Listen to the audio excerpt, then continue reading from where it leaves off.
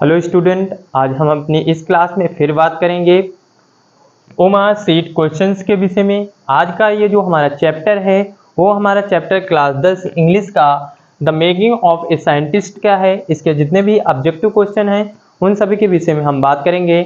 बड़े ही आसान भाषा से बिल्कुल समझेंगे कि कौन सा ऑप्शन सही है, कौन सा हमारा ऑब्जेक्टिव क्वेश्चन है और उसका कौन सा ऑप्शन बिल्कुल सही है। आते हैं, शुरुआत करते हैं क्लास की। और मैं इससे आशा करता हूं कि आप सभी लोग इस क्लास को पूरा देखेंगे और पूरा देखने के बाद इस क्लास को अपने मित्रों के पास शेयर जरूर करेंगे। आते हैं, शुरू करते हैं। जैसे सबसे पहला हमारा क्वेश्चन है, रिचर्ड इब्राइट वाज एन या ए। मतलब पूछा गया रिचर्ड इब्राइट जो इस चैप्टर का मेन किरदार है, जिसका कैरेक्टर इसके में पूरा लिखा गया है, जिसके बारे में बात की गई है, वो कौन था। एक एक्टर था, सिंगर था, इंजीनियर था या साइंटिस्ट था। अब आप सेंस लगाइए कि आपका चैप्टर क्या है, मेकिंग ऑफ ए साइंटिस्ट। तो भैया रिचर्ड इब्राइट क्या बनना चाहता था, साइंटिस्ट। तो इसका ऑप्शन नंबर कौन सा सही हो जाएगा, ऑप्शन नंबर पहले का डी सही है, साइंटिस्ट हो जाएगा। ठीक है बच्चों, आते हैं आगे, शुरू करते हैं। अगला क्वेश्चन क्या है, दिया है what did Ebright start collecting in childhood. अगर चाइल्डहुड आ जाए, बचपन आ जाए, तो बचपन में रिचर्ड इब्राइट क्या एकत्र करता था, कौन सी चीजों को इकट्ठा करता था। रॉक्स, चट्टाने का करता था, बटरफ्लाइज तितलियां एकत्र करता था, कि कॉइन्स कि सिक्के करता था, ऑल ऑफ एबव ये सभी।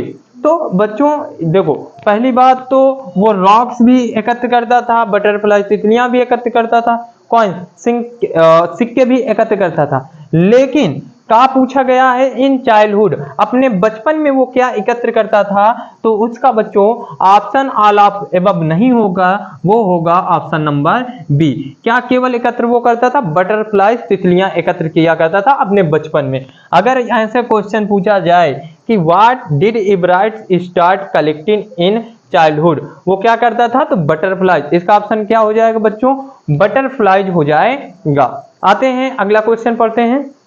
अगला क्वेश्चन दिया है Ebright was born on.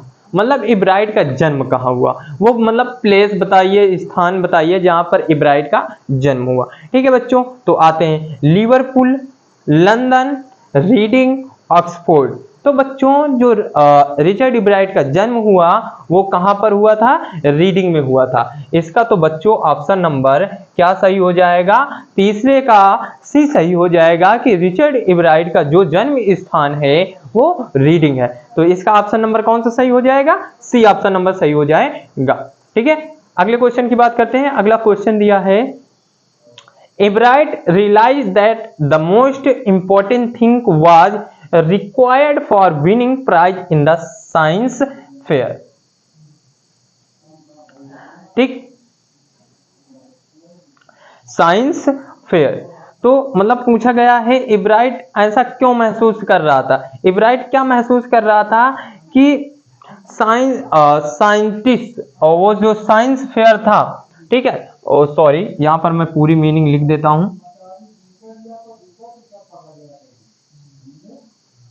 Scientist, ठीक है, साइंटिस्ट फेयर जो था उसमें प्राइज जीतने के लिए किस चीज की आवश्यकता थी, किस चीज की मांग थी।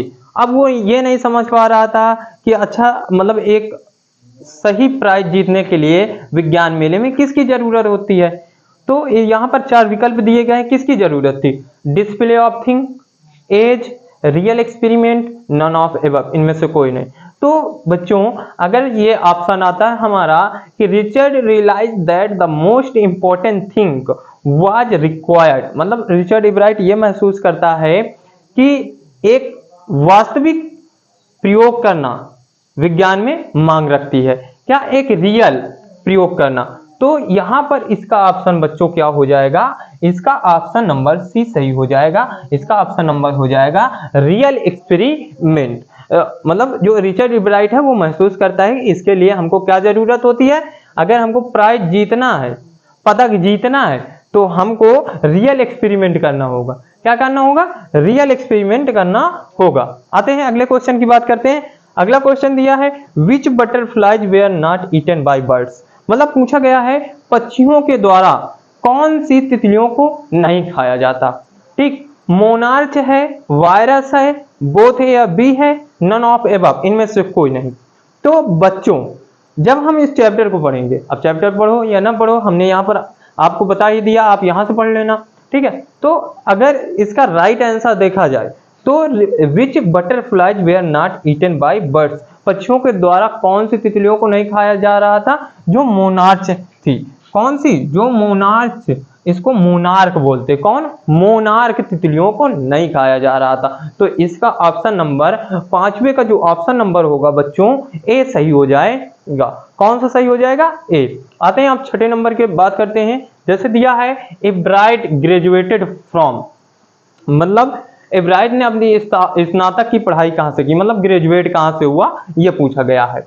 यहाँ पर यूनिवर्सिटियों के नाम दिया हुआ है, Harvard university, Oxford university, Cambridge university, London. तो कौन सी यूनिवर्सिटी से एब्राइट पढ़े हुए था, स्नातक किए हुए था, तो इसका ऑप्शन नंबर 6 का क्या हो जाएगा, ए ऑप्शन नंबर हो जाएगा हार्वर्ड यूनिवर्सिटी। ठीक है, अगर पूछा जाए एब्राइट ग्रेजुएटेड फ्रॉम, तो उसका ऑप्शन नंबर हो जाएगा ए ऑप्शन नंबर हो जाएगा हार्वर्ड यूनिवर्सिटी। ठीक है बच्चों, यूनिवर्सिटी दे चाहे न दे, अगर हार्वर्ड दिया है तो हार्वर्ड सही हो जाएगा। ठीक है, ये नहीं कि ये पहले ही ऑप्शन में दिया है तो पहला होगा, चाहे जहां दिया हो, तो इसका राइट आंसर क्या होगा हमको बस याद रखना, हार्वर्ड। ठीक है बच्चों। हाँ, अगला क्वेश्चन देख लेते हैं। जैसे दिया है topic of his theory was, मतलब रिचर्ड एब्राइट कौन सी थ्योरी, कौन से सिद्धांत पर काम कर रहा था। पूछा गया है कि topic of his theory was, मतलब उसकी थ्योरी का नाम बताओ, वो कौन सी थ्योरी पर काम कर रहा था। हाउ मोशन वर्क्स, मतलब ये जानने में कि मोशन गति का कार्य कैसे होता है। हाउ सेल वर्क, कोशिकाएं कैसे कार्य करती हैं। How the destination system works, कि ये है कि ऑल ऑफ दीज, इनमें से ये सभी। तो बच्चों रिचर्ड एब्राइट जब किसी सिद्धांत पर काम कर रहा था तो उस सिद्धांत का नाम था, उस थ्योरी का नाम था हाउ सेल्स वर्क। इसका ऑप्शन नंबर क्या सही हो जाएगा, इसका ऑप्शन नंबर बी सही हो जाएगा, हाउ सेल्स वर्क। अगर हमारा क्वेश्चन आता है कि topic of his theory was, तो उसका आंसर नंबर हो जाएगा हाउ सेल्स वर्क। ठीक है बच्चों, आते हैं आगे शुरू करते हैं। अगला क्वेश्चन कौन सा है, अगला क्वेश्चन दिया है who encouraged Ebright to his interest in learning, मतलब यहाँ पर एक व्यक्ति के बारे में पूछा गया है कि ऐसा कौन था जो एब्राइट का इंकरेज, प्रोत्साहन करता था कि तुम सीखो, तुम याद करो, तुम नई नई चीजों को, कौन उसका प्रोत्साहन वर्धन करता था, उसको कौन मार्गदर्शन करता था। तो हिज फादर, पहली बात तो जब हम इस चैप्टर को पढ़ेंगे तो वहां पर उसके पिता की मृत्यु होने की बात की गई है, तो पिता तो थे नहीं, तो चलो कोई बात नहीं, पिता तो ऑप्शन ये वाला गलत ही हो जाएगा। His mother, his friends, his teacher, तो वहां पर ना तो मित्रों की बात की गई, मित्र की बात की गई है, लेकिन मित्र इंकरेज नहीं करते थे, बस उसके काम में सहयोग करते थे।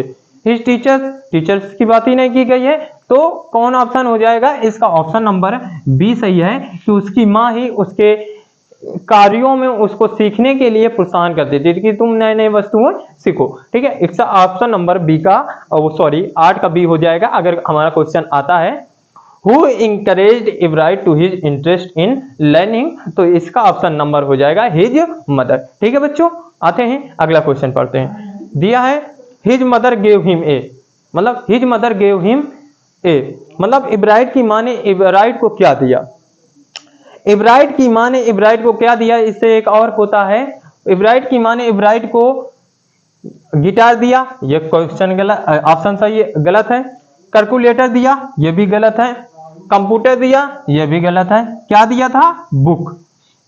अगर हमारा क्वेश्चन आता है हिज मदर गेव हिम ए, उसकी माँ ने उसे एक क्या दिया, बुक दिया। अब वो बुक का नाम था the travel of monarch x, क्या था, the travel of monarch x, ये पुस्तक का नाम था जो एब्राइट की माँ ने एब्राइट को दिया था। ठीक है, आते हैं अब अगला क्वेश्चन पढ़ते हैं। दिया है the writer of the lesson making of a scientist, ये जो हमारा चैप्टर है the making of a scientist, इसके राइटर्स कौन है, इसके लेखक कौन है। रॉबर्ट डब्ल्यू पेटरसन है, रिचर्ड एब्राइट हैं, या क्लेयर ल्यूस हैं या रुस्की बॉन्ड है, कौन है? तो इसके जो राइटर्स हैं the making of a scientist, उसके जो राइटर्स हैं वो हैं रॉबर्ट डब्ल्यू पीटरसन। इसका 10 का जो ऑप्शन नंबर हो जाएगा वो ए सही है। कौन है राइटर्स? या अभी मैं सभी बच्चों को यह अनुरोध कर रहा हूं कि सभी बच्चे जितने भी अभी हाई स्कूल में हैं वो अपने जो किताब के राइटर्स हैं, चाहे वो पोयम के हों, चाहे प्रोज के हों, चाहे सप्लीमेंट्री के हों, ठीक है, ये सभी बच्चे उन राइटर्स के नाम याद रखें। शायद पेपर में 1-2 क्वेश्चन राइटर्स नेम से भी पूछ ले, तो आप उनको कंप्लीट रखें, जिससे आपके वो जो 2 ऑप्शन हैं वो आपके गलत ना होने पाए। जैसे शायद आप अगर वीक हैं तो आप पास तो हो जाएंगे, कम से कम आप 20 क्वेश्चन कर रहे हैं तो आप पास तो हो जाएंगे इंग्लिश में, ठीक है। तो मैं आपसे आप सभी तो ऐसा करता हूं कि आप सभी जो हमारे किताब के चैप्टर्स राइटर्स नेम है उनको बस याद रखें, ठीक है। जैसे दिया the writer of the lesson the making of a scientist, writers कौन है? रॉबर्ट डब्ल्यू पीटरसन है, ठीक है बच्चों, ये समझ में आया। अगले क्वेश्चन की बात कर लेते हैं। अगला क्वेश्चन क्या है? लिखा है Ebright's mother gifted him a book entitled. अभी मैंने आपको बताया ना कि इब्राइट की मां ने इब्राइट को एक बुक दिया, लेकिन वो बुक किस टाइटल पर थी?